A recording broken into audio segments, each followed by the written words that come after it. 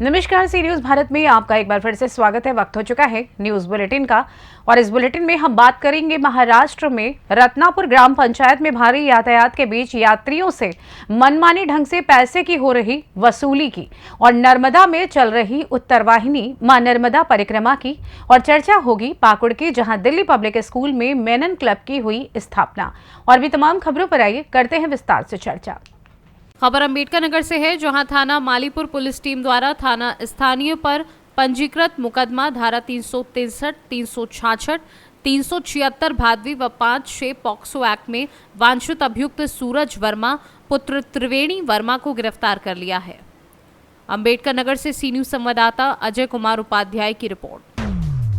खबर महाराष्ट्र के चंद्रपुर जिले से है, जहां सिंदवेही तहसील के अंतर्गत आने वाले नवरगांव के पास रत्नापुर ग्राम पंचायत में भारी यातायात के बीच यात्रियों के मनमाने ढंग से पैसे की उगाही करने का मामला सामने आया है। प्रशासन द्वारा ग्राम पंचायत के लिए किराए की दरें निर्धारित की गई हैं। इसके बावजूद भी यहां सवारियों की बढ़ती संख्या को देखकर उनसे टिकट के नाम पर अवैध रूप से अतिरिक्त पैसे की उगाही की जा रही है। गौरतलब है कि टिकट पर एक तरफ जहां अवैध वसूली की जा रही है, तो वहीं दूसरी ओर गणपत चौधरी नामक व्यक्ति द्वारा मनमानी ढंग से वाहन चलाकर जान से मारने की धमकी भी दी जा रही है। आम्ही रत्नापूर ग्रामपंचायत अंतर्गत येत असलेल्या अवजड वाहतुकीच्या नावावर अवैध गोरखधंदा वसुली थांबवण्यासाठी आम्ही आज सन्माननीय उपविभागीय अधिकारी साहेब चिमूर यांना आम्ही आज निवेदन प्राप्त केलं आहे। सदर निवेदन यासाठी प्राप्त केले की रत्नापूर शहरामध्ये ग्रामपंचायतच्या अवजड वाहतुकीच्या पावतीच्या नावाखाली टू व्हीलर असो, फोर व्हीलर कार असो किंवा सीटर गाडी असो, त्या गावातून जर वाहतूक करत असेल तर त्याच्याकडून 100, 200, 300 रुपये असे बेकायदेशीरपणे वसुली केल्या, मुजुरीने आणि जबरदस्तीने वसुली केल्या जात आहे। त्या संदर्भात मागील 2 दिवसापूर्वी 5 पावत्या सीटर गाडीच्या कर वसुली करता त्यांनी कापल्या जबरदस्ती आणि बळजबरीने। त्यासाठी अन्यायावर आवाज उठवण्यासाठी महाराष्ट्रात प्रत्येक ग्रामपंचायत आहे, प्रत्येक गावाला ग्रामपंचायत आहे, मात्र हा गोरखधंदा कुठेही चालू नाही। मात्र रत्नापूर ग्रामपंचायतमध्येच का चालू आहे असा प्रश्न निर्माण झाला आहे। महत्त्वाचं म्हणजे आम्ही या माध्यमातून तमाम महाराष्ट्रातील सर्व वाहन चालकांना आवाहन करतोय की सीटर गाडीला अवजड वाहतुकीची पावती ही कुठल्याच गावात घेऊ नये। अवजड वाहतुकीची पावती ही ट्रक, मिनी डोर याच गाड्यांना असते, तेही त्या गावात जर माल उतरवत असेल तेव्हाच, अन्यथा त्या गावच्या व्यक्तीला हे माफ असते। हे कायद्यामध्ये तरतूद आहे आणि लिहिलं आहे। महाराष्ट्र से सी न्यूज संवाददाता सकेत ठाकरे के साथ गोलू पठान, सिंदेवाही की रिपोर्ट। खबर बिहार के मोतिहारी से है, जहां शिक्षा विभाग में तू डाल हम पात का खेल जारी है। यहां महिला बीईओ के कार्यों की देखरेख उनके पुत्र करते हैं। वहीं बीआरसी में मिड डे मील को लेकर बंदरबाट का खेल भी जारी है। एक तरफ जहां शिक्षा व्यवस्था में सुधार के प्रयास करने के दावे और कोशिशें की जा रही हैं, वहीं मधुबन बीआरसी लूट खसूट का अड्डा बना हुआ है। शासन और प्रशासन की ओर से किए जा रहे सुधारों का परिणाम है कि यहां विद्यालयों में शिक्षकों और छात्रों की उपस्थिति तो बढ़ी है, लेकिन पठन पाठन की व्यवस्था में कोई सुधार नहीं हो रहा है। यहाँ विद्यालयों में लूट खसूट का खेल जारी है, चाहे मिड डे मील का मामला हो, बेंच डेस्क की गुणवत्ता का मामला हो या कोई अन्य मामला हो। यहाँ लगातार अव्यवस्थाओं का दौर देखने को मिल रहा है। यहाँ बीईओ उर्मिला कुमारी सिर्फ एक रबर स्टैम्प के तौर पर ही नजर आती हैं, जबकि कोई भी निर्णय या कार्यालय संबंधी कार्यों की देखरेख उनके पुत्र दिवाकर वर्मा ही करते हैं। विद्यालय के निरीक्षण अथवा अन्य किसी कार्यक्रम में वो प्रभावी ढंग से अपना वर्चस्व दिखाते हैं, जिसकी वजह से यहाँ के हालत बद से बदतर होते जा रहे हैं। मोतिहारी से सी न्यूज संवाददाता राकेश कुमार पांडे की रिपोर्ट। वासन गांव के पास परिक्रमा मार्ग पर वासुदेव आश्रम में परिक्रमा वासियों के लिए उपलब्ध निःशुल्क सुविधाओं का लाभ श्रद्धालु उठा रहे हैं। मिल रही जानकारी के मुताबिक नर्मदा जिले में हाल उत्तर वाहिनी मां नर्मदा परिक्रमा चल रही है। ये परिक्रमा करने के लिए देश के कोने कोने से लाखों की संख्या में श्रद्धालु आ रहे हैं। मां नर्मदा परिक्रमा का वेदों और पुराणों में भी उल्लेख किया गया है, इसलिए ये परिक्रमा का बहुत महत्व है। ये परिक्रमा करने के लिए गुजरात, महाराष्ट्र, यूपी, एमपी सहित देश भर से लाखों की तादाद में श्रद्धालु नर्मदा जिले में आ रहे हैं। ये श्रद्धालुओं के लिए वहीवटी तंत्र की ओर से अनेक सुविधाएं उपलब्ध की गई हैं, जिसका परिक्रमा वासी लाभ उठा रहे हैं। ये परिक्रमा वासियों के लिए तिलकवाड़ा तहसील के पाषण गांव के पास विष्णुगिरी महाराज द्वारा वासुदेव आश्रम बनाया गया है। यह आश्रम में विष्णुगिरी महाराज के सानिध्य में परिक्रमा वासियों को निःशुल्क सुविधा उपलब्ध कराई जा रही है। यह आश्रम में परिक्रमा वासियों के लिए रहने की, खाने की, आराम करने की, कन्या भोज, कन्या पूजन, साथ ही पूजा अर्चना करने की भी व्यवस्था उपलब्ध कराई गई है। और ये आश्रम में बड़ी तादाद में परिक्रमा वासी आ रहे हैं और यहाँ पर उपलब्ध सुविधाओं का लाभ उठा रहे हैं। नर्मदे हर। आप यहाँ आए परिक्रमा के लिए, आपको कैसा लगा? बहुत अच्छा लगा। यहाँ की पहली बार व्यवस्था? आए। यहाँ की व्यवस्था बहुत अच्छी है। आपको परिक्रमा के दरमियान कोई दिक्कत? कोई दिक्कत नहीं हुई। कहाँ से आए हो आप? हम मुंबई से आए हैं। यहाँ आश्रम में जो सुविधा उपलब्ध है उसके बारे में आप क्या बोलोगे? आश्रम में सुविधा बहुत अच्छी है, लेकिन लोगों को थोड़ा डिसिप्लिन मेंटेन करना चाहिए और लोगों ने सोचना चाहिए। आश्रम वाले तो अपनी तरफ से बहुत अच्छे थे। यहाँ पर सब सुविधा उपलब्ध है? हाँ, वो सब ठीक है? सब ठीक है। ओके, ठीक बढ़िया है एकदम। अच्छा लगा बहुत। आप कुछ संदेश देना चाहोगे?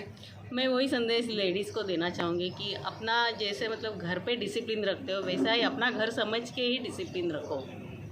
साफ़ सफाई, क्लीनलीनेस, जो यूज़ किया हुआ वो बॉटल, रैपर इधर उधर ना फेंके। बस एक दूसरे से अच्छे से रहिए जैसे हम अपने घर में रहते हैं। नर्मदा परिक्रमा के दरमियान आपको कोई अनुभव? आपने नर्मदा परिक्रमा किया उस दरमियान कोई अनुभव आपको? बहुत अच्छे अनुभव आए, लोगों ने बहुत हेल्प की। ओके, ठीक है। आप नर्मदा परिक्रमा करने जो भक्त आते हैं इधर उसका सब समय सूचित स्वागत होता है और भक्तों की पूरा ख्याल रखा जाता है। उसका सब व्यवस्था होता है, उसको जो कुछ मांगता है वो सब मिलता है। लेकिन भक्तों का जो है इधर रहने के बाद इधर का सब साफ सफाई ये वो सब अच्छा रखना मांगता है। नर्मदा माते का जो हर एक साल ये साल में जो उसका उत्सव रहता है वो बहुत अच्छा रहता है। वो ब्रह्म पुराण में लिखा है नर्मदा माते का जो उत्सव है वो ये महीने में होता है और वो एकदम सफल होता है। भक्तों का इच्छा मनोकामना पूरा होता है। इसके लिए सब भक्त लोग यहाँ आता है और नर्मदा परिक्रमा होता है। सब जगह दर्शन होता है, सब जगह उसका जो मनोकामना है वो पूरा होता है। परिक्रमा ये बहुत अच्छी मानी जाती है और भक्तों के लिए बहुत अच्छा है और इसका फल उसको सब पूरा फल मिलता है। इधर आने का हर एक भक्त उसका सबका व्यवस्था होता है और उनका मनोकामना पूर्ति होता है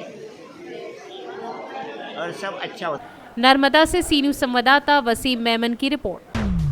पाकुड़ के दिल्ली पब्लिक स्कूल में आज़ाद भारत के प्रथम केंद्रीय रक्षा मंत्री, कानूनी सलाहकार, संयुक्त राष्ट्र सभा के स्थायी सदस्य वीके कृष्ण मेनन की राष्ट्रभक्ति और न्याय प्रणाली में उनके उत्कृष्ट योगदान के लिए याद करते हुए श्रद्धा सुमन अर्पित करते हुए उनके नाम पर मेनन क्लब की स्थापना की। इस अवसर पर विद्यालय के निदेशक अरुणेंद्र कुमार ने मेनन क्लब की स्थापना के लिए सभी शिक्षकों और विद्यार्थियों को बधाई दी और साथ ही अपने विचार भी व्यक्त किए। वहीं स्कूल के प्रधानाचार्य जेके शर्मा ने बताया कि इस क्लब की स्थापना का मुख्य उद्देश्य राष्ट्रीय शिक्षा नीति के अनुसार प्रायोगिक शिक्षण को बढ़ाते हुए बच्चों के मध्य हमारे संविधान द्वारा प्रदत्त मौलिक अधिकारों तथा दिन प्रतिदिन के जीवन से जुड़े कानूनी अधिकारों के प्रति जागरूक करना है। वहीं इस जागरूकता कार्यक्रम के मुख्य अतिथि के रूप में राजीव कुमार झा मौजूद रहे। वहीं उन्होंने अपने वक्तव्य में बच्चों को कानून से जुड़े छोटे छोटे बिंदुओं को समझते हुए एफआईआर, सभी निचली तथा ऊपरी अदालतों के औचित्य व उनकी कार्य प्रणाली के बारे में भी समझाया।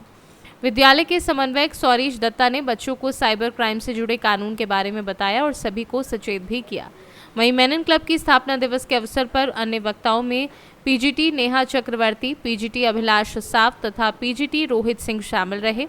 कार्यक्रम का सफल संचालन कौस्तव चैटर्जी ने किया।